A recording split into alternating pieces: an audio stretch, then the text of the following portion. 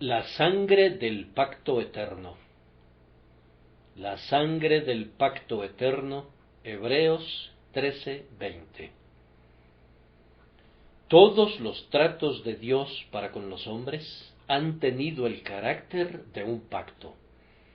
A Dios le ha complacido disponer las cosas de tal manera que todos sus tratos con nosotros son exclusivamente a través de un pacto, y nosotros sólo podemos tratar con él de igual manera. Adán, en el huerto, estaba sujeto a un pacto con Dios, y Dios tenía un pacto con él. Adán rápidamente invalidó ese pacto. Hay un pacto que aún está en vigor en todo su terrible poder. Terrible, digo, porque el hombre invalidó su parte del pacto y, en consecuencia, Dios cumplirá invariablemente las solemnes amenazas y las sanciones contenidas en él. Es el pacto de obras. Conforme a ese pacto trató con Moisés, y conforme a él trata con toda la raza humana representada por el primer Adán. Posteriormente, cuando Dios trató con Noé, lo hizo a través de un pacto, y cuando en una época posterior trató con Abraham, plugo a Dios comprometerse con él por medio de un pacto. Él preservó y guardó ese pacto que fue renovado continuamente con muchos de sus herederos. Dios no trató ni siquiera con David, un varón conforme a su corazón, de otra manera que mediante un pacto. Hizo un pacto con su ungido y, amados, Él trata todavía en este día con ustedes y conmigo por medio de un pacto. Cuando venga en todos sus terrores para condenar, herirá por pacto, es decir, por la espada del pacto del Sinaí. Y si vienen los esplendores de su gracia para salvar, viene todavía a nosotros por un pacto, es decir, por el pacto de Sión, el pacto que realizó con el Señor Jesucristo, cabeza y representante de su pueblo. Y fíjense bien que siempre que entramos en relaciones íntimas y estrechas con Dios, es seguro que será, por parte nuestra, por un pacto. Después de la conversión, hacemos con Dios un pacto de gratitud. Venimos a Él conscientes de lo que ha hecho por nosotros y nos entregamos a Él. Ponemos nuestro sello a ese pacto cuando nos unimos a su iglesia por el bautismo, y día tras día, cuantas veces nos reunimos en torno a la mesa para el partimiento del pan, renovamos el voto de nuestro pacto y así tenemos una relación personal con Dios. Yo no puedo elevar mi oración a Él, excepto a través del pacto de gracia, y sé que no soy su hijo, a menos que sea suyo, primero, a través del pacto por medio del cual Cristo me compró, y después, a través del pacto por medio del cual me entregué a Él, y le di todo lo que soy y todo lo que tengo. Es importante, entonces, que sepamos distinguir entre un pacto y otro, ya que el pacto es la única escalera que va de la tierra al cielo, ya que es la única manera en la que Dios se relaciona con nosotros y en la que nosotros podemos tratar con Él. No debemos estar en tinieblas o error con respecto a lo que es el pacto de gracia y a lo que no es. Esta mañana voy a procurar aclarar y simplificar lo más que pueda el contenido del pacto mencionado en nuestro texto, y por esa razón voy a hablar, en primer lugar, del pacto de gracia, en segundo lugar, de su carácter perenne, y en tercer lugar, de la relación que tiene la sangre con el pacto, la sangre del pacto eterno. Entonces, primero que nada, esta mañana tengo que hablar del pacto mencionado en el texto, y observo que podemos descubrir fácilmente, a primera vista, lo que no es el pacto.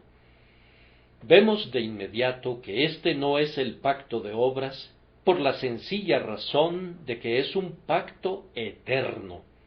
Ahora bien, el pacto de obras no era eterno en ningún sentido. No era eterno ya que se realizó por primera vez en el huerto de Edén. Tuvo un comienzo. Fue quebrantado. Será violado continuamente y pronto acabará y pasará.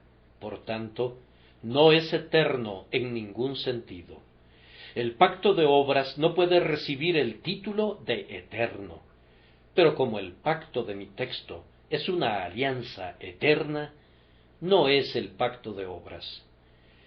Dios hizo un pacto con la raza humana que establecía más o menos lo siguiente: si tú, oh hombre, eres obediente, vivirás y serás feliz. Pero si eres desobediente, perecerás. El día que me desobedecieres, ciertamente morirás. Ese pacto fue realizado con todos nosotros en la persona de nuestro representante, el primer Adán. Si Adán hubiera guardado ese pacto, creemos que todos nosotros habríamos sido preservados. Pero como Adán invalidó el pacto, ustedes y yo, y todos nosotros, caímos y fuimos considerados, a partir de entonces, como herederos de la ira y del pecado, inclinados a todo mal y sujetos a todo sufrimiento. Ese pacto fue abolido con respecto al pueblo de Dios. Fue sustituido por un nuevo y mejor pacto que lo eclipsó total y enteramente con su gloria llena de gracia. Además, permítaseme comentar que el pacto aquí significado no es el pacto de gratitud realizado entre el amoroso Hijo de Dios y su Salvador. Ese pacto es muy legítimo y apropiado. Confío que todos los que conocemos al Salvador hayamos dicho en nuestros propios corazones: fue realizada, la grandiosa transacción fue realizada. Yo soy de mi Señor y Él es mío. Le hemos entregado todo a Él. Pero ese no es el pacto al que hace referencia el texto, por la sencilla razón de que el pacto de nuestro texto es un pacto eterno. Ahora bien, el nuestro fue escrito hace sólo unos cuantos años. Lo habríamos despreciado en las primeras etapas de nuestra vida, y no puede ser a lo sumo tan viejo como nosotros mismos. Habiendo mostrado rápidamente lo que no es este pacto, puedo comentar lo que sí es este pacto, y aquí será necesario que subdivida de nuevo este encabezado y que hable de él así. Para entender un pacto es preciso saber quiénes son las partes contratantes. En segundo lugar, cuáles son las estipulaciones del contrato. Y en tercer lugar, cuáles son los objetos del mismo. Y luego, si quisieran profundizar más, tienen que entender algo sobre los motivos que condujeron a las partes contratantes a establecer el pacto entre ellas. Ahora, en este pacto de gracia, tenemos que observar, ante todo, las excelsas partes contratantes que lo establecieron. El pacto de gracia fue realizado antes de la fundación del mundo entre Dios el Padre y Dios el Hijo, o para expresarlo a una luz todavía más bíblica, fue realizado entre las tres divinas personas de la adorable Trinidad. Este pacto no fue realizado directamente entre Dios y el hombre. El hombre no existía en aquel tiempo, pero Cristo participó en el pacto como el representante del hombre. En ese sentido, consideremos que fue un pacto entre Dios y el hombre, pero no fue un pacto entre Dios y cada ser humano en su carácter personal e individual. fue un pacto entre Dios y Cristo, y a través de Cristo, indirectamente, con toda la simiente comprada con sangre y amada por Cristo desde antes de la fundación del mundo. Es un pensamiento noble y glorioso, la esencia de la poesía de esa vieja doctrina calvinista que nosotros enseñamos, que antes de que el lucero de la mañana conociera su lugar, antes de que Dios con su palabra creara la existencia a partir de la nada, antes de que el ala del ángel agitara las ignotas capas celestiales, antes de que un solitario cántico turbara la solemnidad del silencio en el que Dios reinaba supremo, Él ya había entrado en solemne consejo consigo mismo, con su Hijo y con su Espíritu, y en ese consejo había decretado, determinado, propuesto y predestinado la salvación de su pueblo. Además, en el pacto ya había arreglado las maneras y los medios, y había fijado y establecido todo lo que debía colaborar conjuntamente para que se cumplieran el propósito y el decreto. Mi alma se remonta ahora al pasado, transportada por las alas de la imaginación y de la fe, y atisba en aquel misterioso salón del consejo, y por medio de la fe contemplo al Padre comprometiéndose con el Hijo, y al Hijo comprometiéndose con el Padre, mientras que el Espíritu da su compromiso a ambos, y así fue completado y establecido ese divino pacto que había de permanecer oculto en la oscuridad.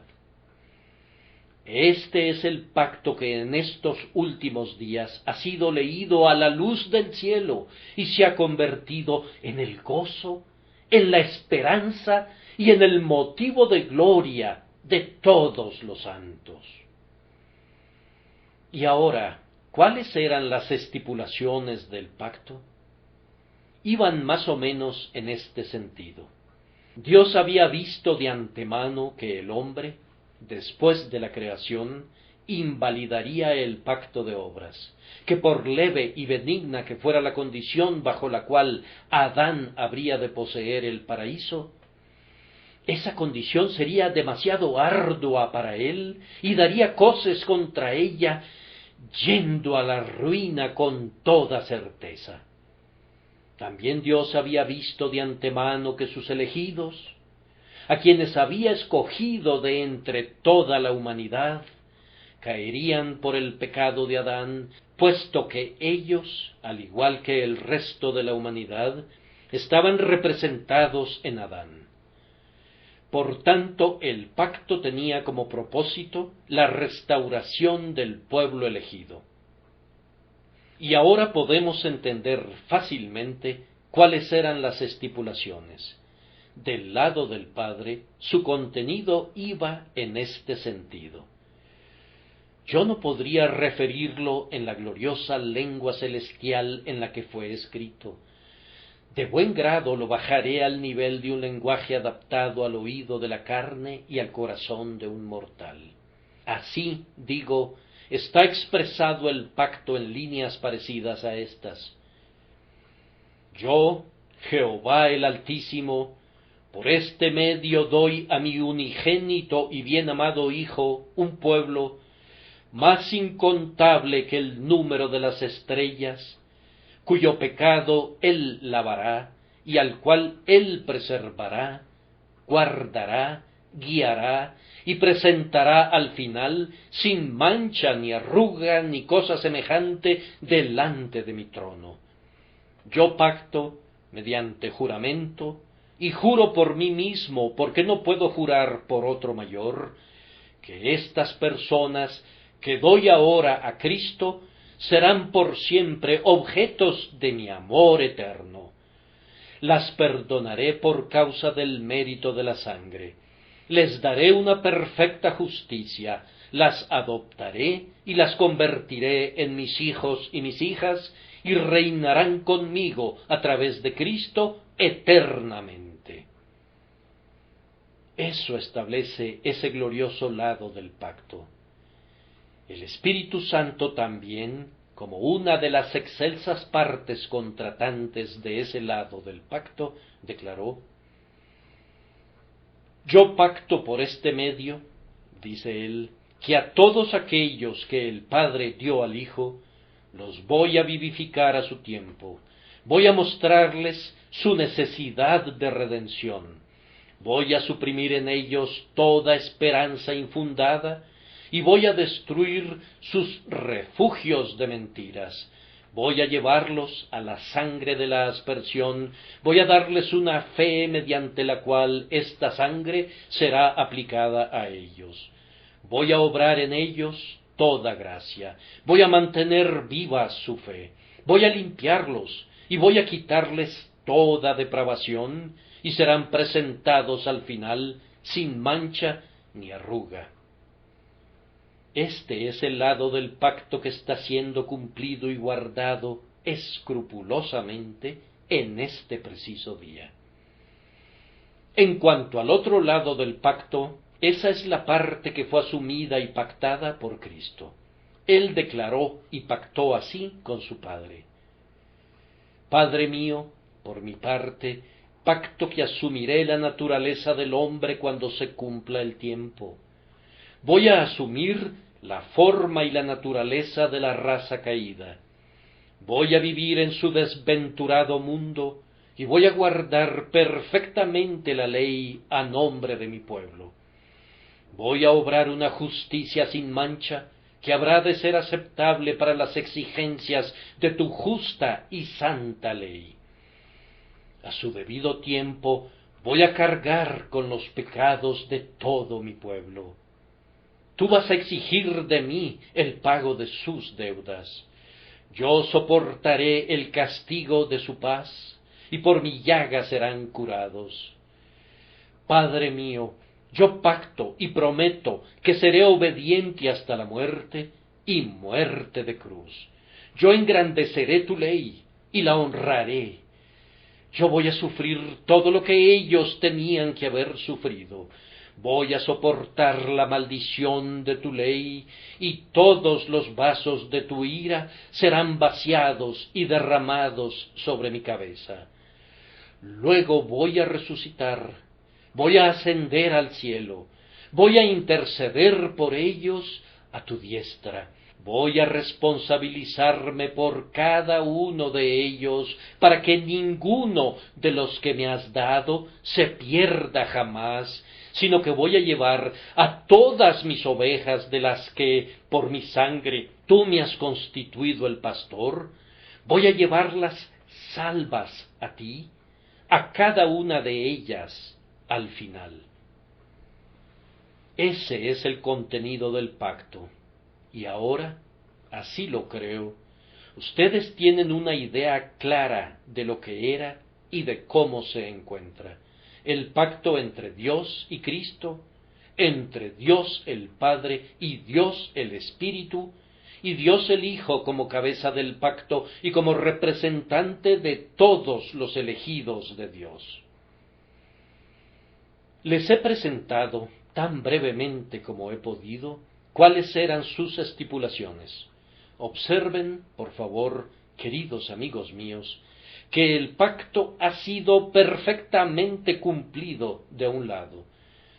Dios el Hijo pagó las deudas de todos los elegidos. Él sufrió toda la ira divina por nosotros, por nuestra redención.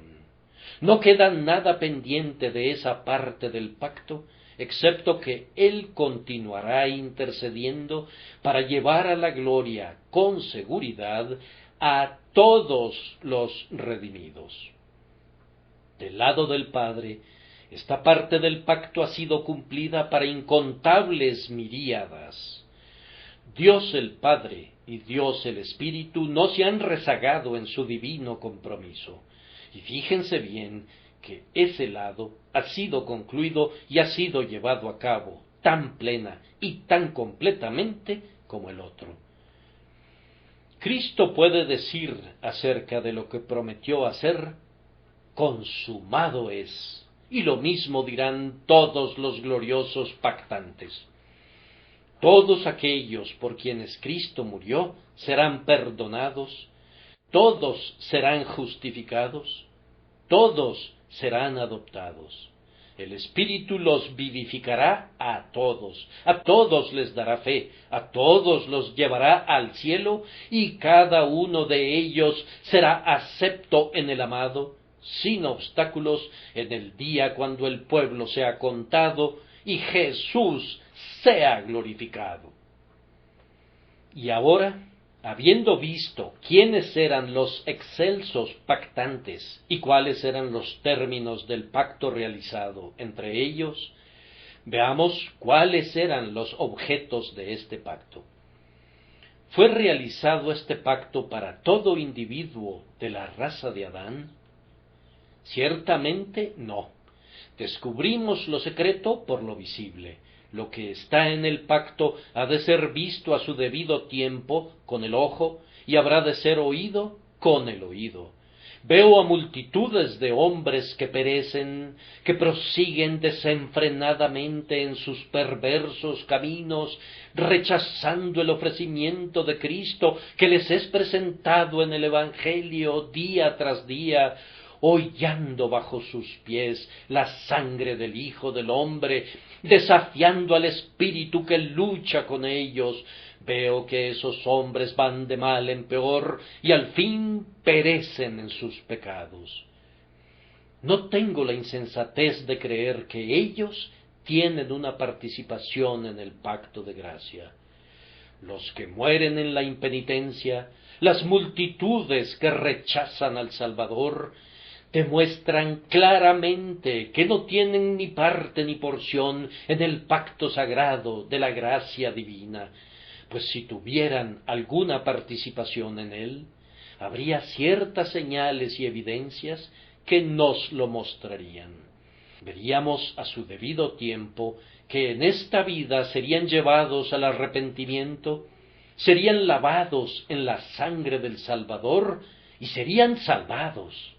El pacto, para ir de inmediato y directamente al punto, por ofensiva que pudiera ser la doctrina, el pacto tiene relación con los elegidos y con nadie más. ¿Los ofende eso? Pues van a ofenderse más. ¿Qué dijo Cristo? Yo ruego por ellos, no ruego por el mundo, sino por los que me diste, porque tuyos son. Si Cristo ora exclusivamente por sus elegidos, ¿por qué habrían de enojarse porque la palabra les enseñe que en el pacto hay una provisión hecha para los elegidos, para que reciban la vida eterna? Todos los que creen, todos los que confían en Cristo, todos los que perseveran hasta el fin, todos los que entran en el reposo eterno, todos ellos y nadie más tienen una participación en el pacto de la gracia divina. Además, tenemos que considerar cuáles eran los motivos del pacto. ¿Cuál fue la necesidad de realizar un pacto? Dios no estaba bajo compulsión ni constreñimiento de ningún tipo. Todavía en aquel momento no existía ninguna criatura. Aun si la criatura hubiera podido ejercer alguna influencia sobre el Creador, no existía ninguna criatura en el período en el que el pacto fue realizado. No podemos buscar en ninguna parte para encontrar el motivo de Dios para realizar el pacto, excepto en Él mismo, pues de Dios se podía decir literalmente en aquel día: yo soy y fuera de mí no hay más. Entonces, ¿por qué estableció el pacto? Yo respondo que lo dictó la absoluta soberanía. Pero ¿por qué ciertos hombres fueron objetos del pacto y por qué otros no? Yo respondo que la gracia soberana guió la pluma. No fue el mérito del hombre, no fue nada que Dios hubiera visto de antemano en nosotros lo que lo condujo a elegir a muchos y a dejar que otros prosiguieran en sus pecados. No había nada en ellos. La soberanía y la gracia se combinaron para hacer la divina elección.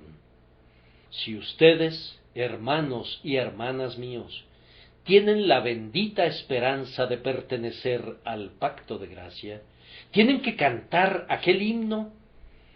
¿Qué había en mí que mereciera estima o que agradara a mi Creador?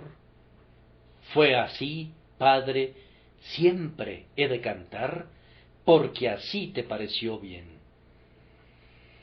Tendrá misericordia del que tenga misericordia, así que no depende del que quiere, ni del que corre, sino de Dios que tiene misericordia.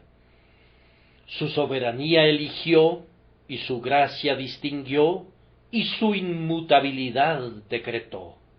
Ningún motivo dictó la elección de los individuos, excepto un motivo de amor y de soberanía divina en él mismo.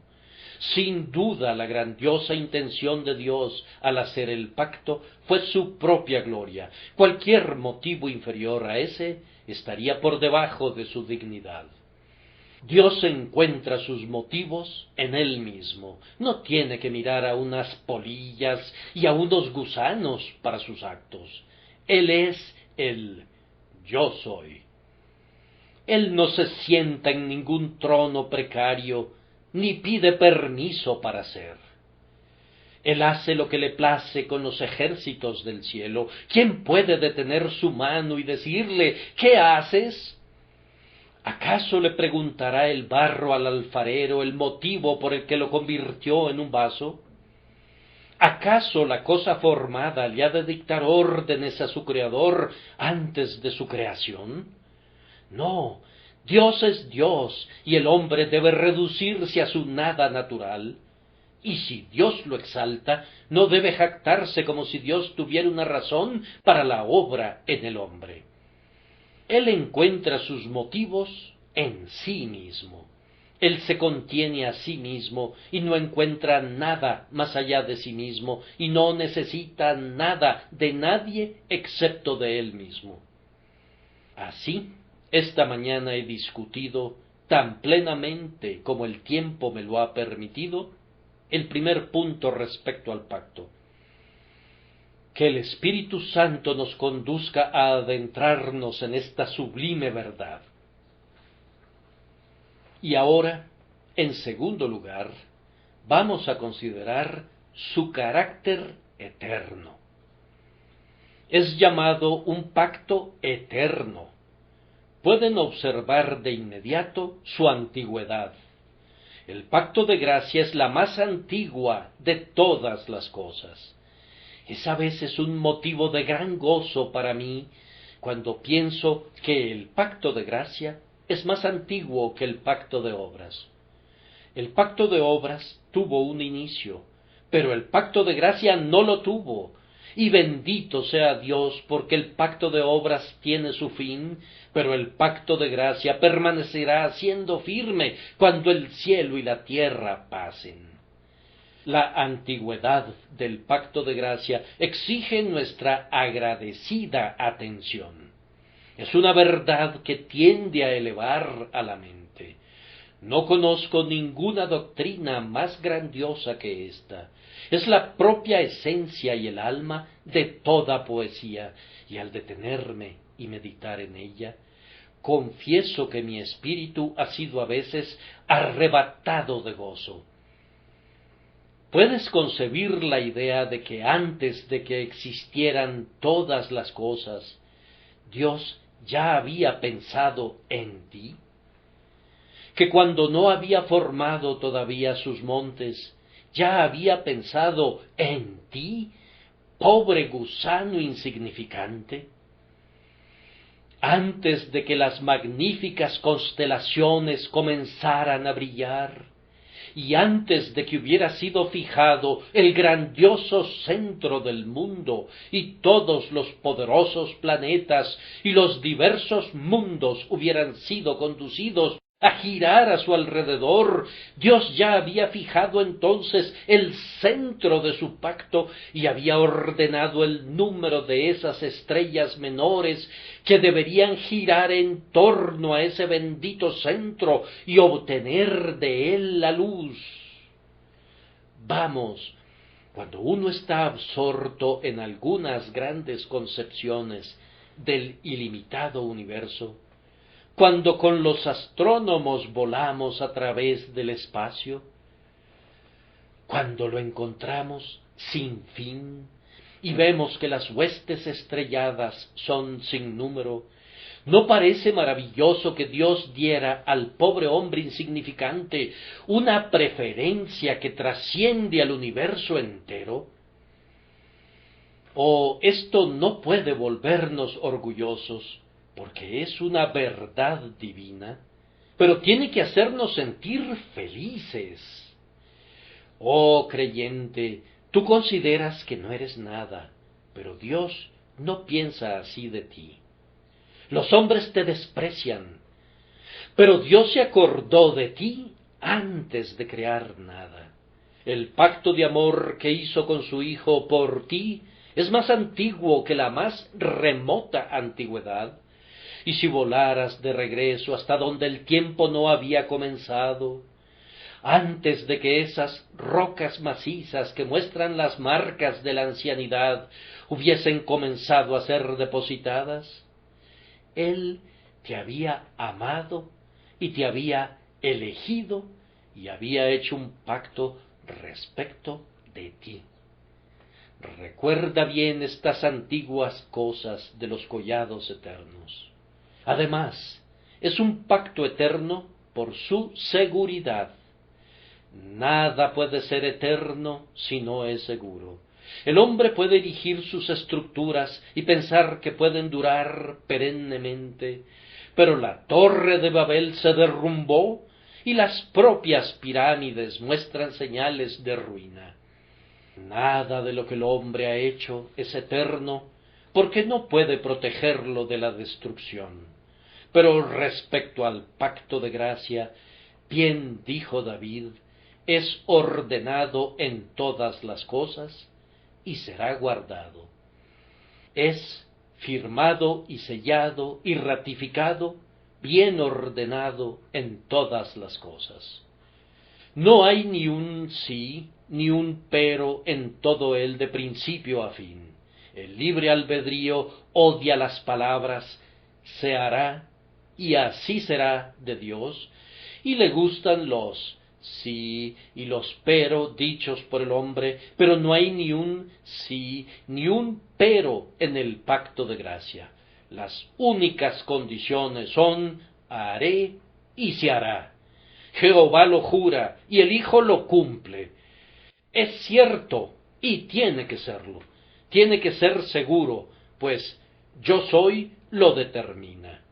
Él dijo y no hará. Habló y no lo ejecutará. Es un pacto seguro. He dicho algunas veces que si alguien estuviera a punto de construir un puente o una casa, y dejara una sola piedra o una madera para que yo las colocara donde yo quisiera, les garantizo que su casa se caería. Si alguien estuviera a punto de construir un puente y dejara simplemente que yo colocara una piedra escogida por mí, yo lo retaría a construir un puente que resistiera. Bastaría con que yo seleccionara la clave y él podría construir luego de la manera que quisiera, pero pronto se caería. Ahora, el pacto arminiano no se puede sostener porque hay uno o dos ladrillos en él, y eso es decirlo en la forma más benigna, pues podría haber dicho porque cada una de sus piedras, y eso estaría más cerca del blanco, que dependen de la voluntad del hombre. Queda al arbitrio de la criatura salvarse o no. Si no quiere, no hay ninguna influencia compelente que pudiera dominar o vencer su voluntad. Según el arminiano, no hay ninguna promesa de que una influencia será lo suficientemente fuerte para doblegarlo. Así que queda al arbitrio del hombre, y Dios, el poderoso constructor, aunque pusiera piedra sobre piedra y todo fuera sólido como el universo, puede ser derrotado por su criatura. Desechen una tal blasfemia. Toda la estructura, de principio a fin, está en las manos de Dios. Los propios términos y condiciones de ese pacto se han convertido en sus sellos y garantías en vista de que Jesús los ha cumplido todos. Su pleno cumplimiento en cada jota y tilde es seguro y debe cumplirse por Cristo Jesús, quiéralo el hombre o no lo quiera. No es el pacto de la criatura, es del Creador. No es el pacto del hombre, es el pacto del Todopoderoso, y lo llevará a cabo y lo realizará prescindiendo de la voluntad del hombre. Pues esta es la propia gloria de la gracia, que el hombre odia ser salvado, que está enemistado con Dios, pero Dios lo redimirá, que el pacto de Dios es serás, y la intención del hombre es no seré, y el se hará de Dios vencerá al no quiero del hombre. La gracia todopoderosa cabalga victoriosa sobre el cuello del libre albedrío y lo lleva cautivo en gloriosa cautividad al poder siempre vencedor de la gracia irresistible y del amor. Es un pacto seguro y por tanto merece el título de eterno. Además, no sólo es seguro, sino que es inmutable. Si no fuera inmutable, no podría ser eterno. Lo que cambia, fenece. Podemos estar muy seguros de que todo lo que tenga sobre sí la palabra cambio, tarde o temprano muere y será quitado como cosa que no es. Pero todo es inmutable en el pacto. Todo lo que Dios ha determinado sucederá, y ni una sola palabra, o línea, o letra podrían ser alteradas. Lo que el Espíritu promete se hará, y todo lo que Dios el Hijo prometió ha sido cumplido y será consumado en el día de su venida. Oh, si creyéramos que las sagradas líneas pudieran ser borradas, que el pacto pudiera ser emborronado y distorsionado, vamos, entonces, queridos amigos míos, podríamos sumirnos en la desesperación. He oído que algunos predicadores dicen que cuando el cristiano es santo, está en el pacto, pero que cuando peca, es eliminado de nuevo. Cuando se arrepiente, es registrado otra vez, y si luego cae, entonces es borrado de nuevo, y así entra y sale por la puerta como si saliera de su casa o entrara en ella. Entra por una puerta y sale por otra. Algunas veces es un hijo de Dios, y algunas veces es el hijo del demonio. Algunas veces es un heredero del cielo, y repentinamente es un heredero del infierno. Y conozco a un hombre que se atrevió a decir que aunque un hombre pudiera haber perseverado a través de la gracia durante 60 años, con todo, si se apartara el último año de su vida, si pecara y muriera en esa condición, perecería eternamente, y toda su fe y todo el amor que Dios le había manifestado en los días transcurridos no servirían de nada. Me da gusto decir que tal concepto de Dios es precisamente la propia noción que tengo del diablo. Yo no podría creer en un Dios así, y no podría postrarme delante de él.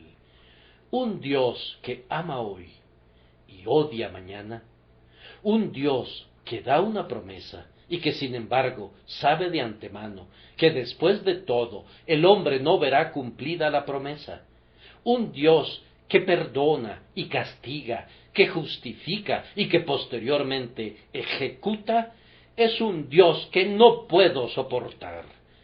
No es el Dios de las Escrituras, estoy seguro de ello, pues Él es inmutable, justo, santo y veraz, y habiendo amado a los suyos, los amará hasta el fin.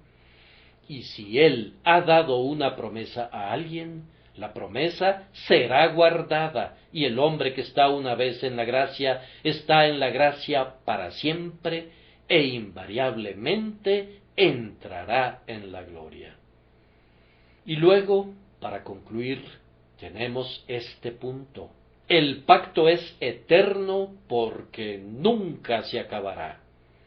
Será cumplido, pero seguirá siendo firme.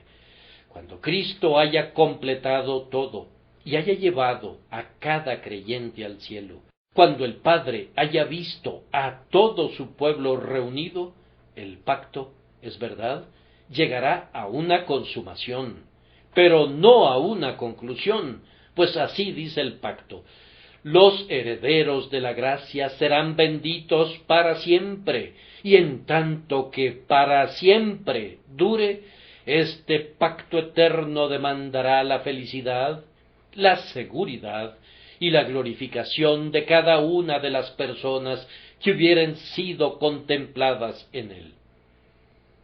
Habiendo considerado ya el carácter eterno del pacto, concluyo con la porción más dulce y más preciosa de la doctrina, es decir, la relación que tiene la sangre con el pacto, la sangre del pacto eterno.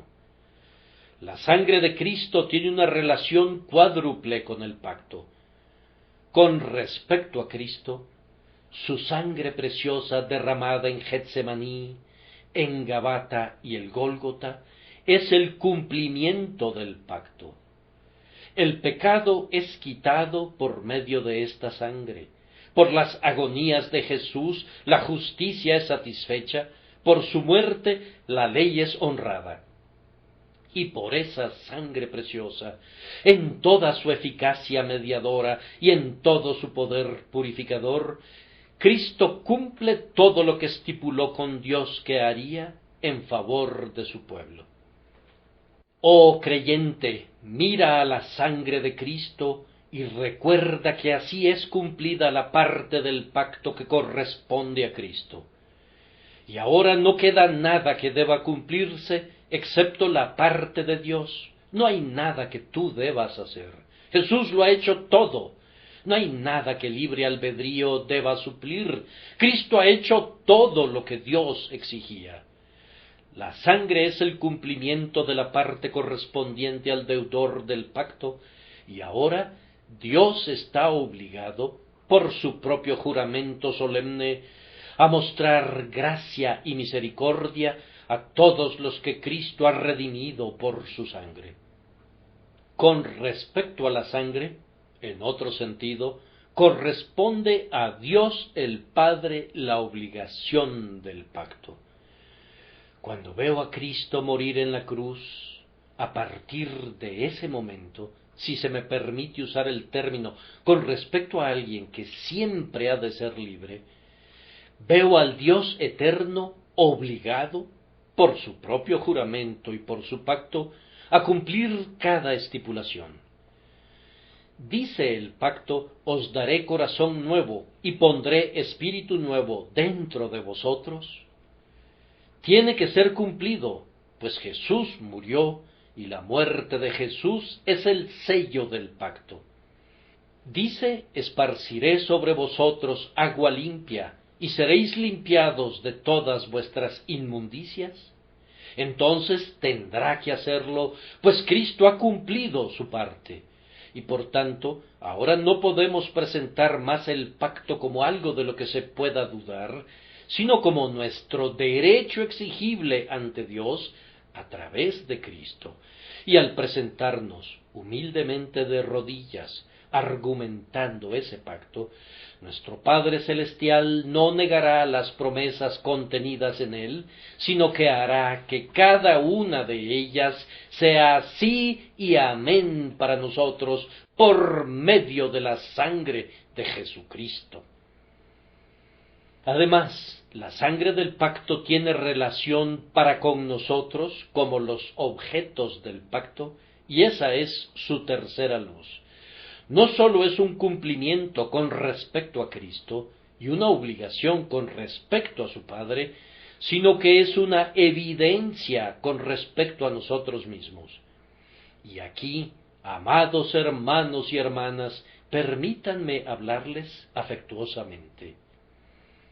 ¿Confían enteramente en la sangre? ¿Ha sido aplicada a su conciencia la sangre preciosa de Cristo? ¿Han visto sus pecados perdonados a través de su sangre? ¿Han recibido el perdón de los pecados a través de la sangre de Jesús? ¿Se glorían en su sacrificio y es su cruz la única esperanza y el único refugio de ustedes? Entonces participan en el pacto. Algunos seres quieren saber si son elegidos. No podríamos responderles eso a menos que nos dijeran esto. ¿Crees? ¿Está fundada tu fe en la sangre preciosa? Entonces tú estás en el pacto. Y oh, pobre pecador, si no tienes nada que te recomiende, si te quedas atrás y dices, no me atrevo a venir, tengo miedo, no estoy en el pacto, Cristo todavía te invita a que vengas. Venid a mí, dice Él. Si no puedes venir al Padre del pacto, ven a la fianza del pacto. Venid a mí, y yo os haré descansar. Y cuando hayas venido a Él, y su sangre te haya sido aplicada, no dudes de que en el registro carmesí de la elección esté tu nombre.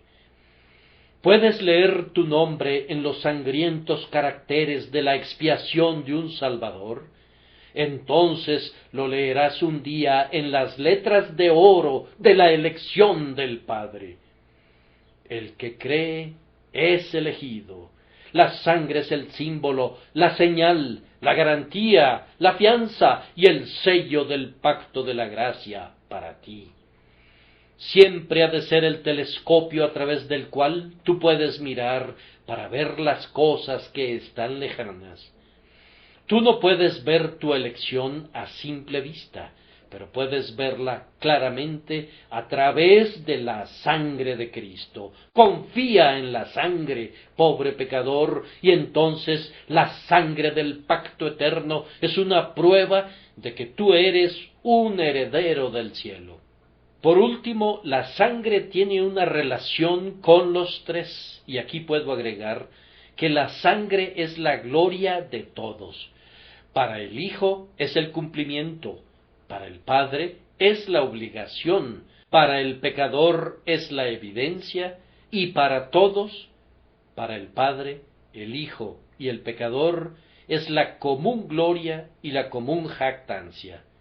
En esto el Padre tiene complacencia, en esto el Hijo también, con gozo, mira desde lo alto y ve la compra de sus agonías, y en esto siempre ha de encontrar su consuelo y su cántico eterno. Jesús, tu sangre y tu justicia son mi gloria y mi cántico eternamente y para siempre. Y ahora, mis queridos oyentes, tengo que hacerles una pregunta y habré concluido. ¿Tienen ustedes la esperanza de estar en el pacto? ¿Han puesto su confianza en la sangre? Aunque tal vez, con base en lo que he estado diciendo, imaginen que el Evangelio es restringido, recuerden que el Evangelio se predica libremente a todos. El decreto es limitado, pero las buenas nuevas son tan amplias como el mundo. El buen anuncio y las buenas nuevas son tan amplios como el universo. Yo se los comunico a toda criatura bajo el cielo, porque se me ha dicho que lo haga.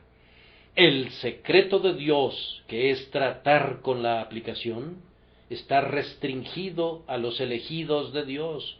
mas no el mensaje, pues éste ha de ser proclamado a todas las naciones. Tú has oído el Evangelio en repetidas ocasiones en tu vida.